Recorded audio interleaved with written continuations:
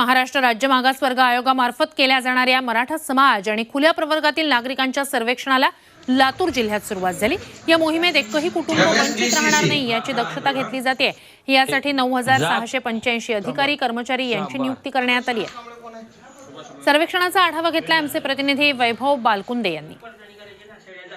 राज्य मागासवर्गीय आयोगाचा सर्वे आजपासून लातूर जिल्ह्यामध्ये सुरुवात झालेली आहे। आपण पाहू शकता की या ठिकाणी आता प्रत्येक घरोघरी जाऊन हे सर्वे केलं जात आहे। आपण काही अधिकारी आहेत, आपण त्यांना विचारा की काय सांगाल सर, एकंदरीमध्ये कशा पद्धतीचं सर्वे? औसा तहसील कार्यालयाकडून आम्हाला अशा सूचना मिळाल्या की महाराष्ट्र राज्य मागासवर्ग आयोगाकडून आपल्याला सर्वेक्षण करायचं आहे।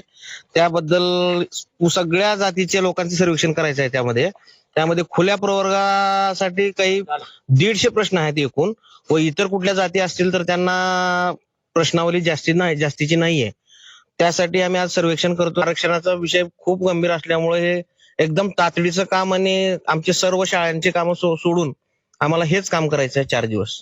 नक्कीच आपण जर पाहिलं तर लातूर जिल्ह्यामध्ये जवळपास 9000 अधिकारी कर्मचाऱ्यांना हे काम लावलेलं आहे। प्रत्येक घरोघरी जाऊन हे सर्वेक्षण सुरू आहे। वैभव बालकुंदे, जी मीडिया, लातूर।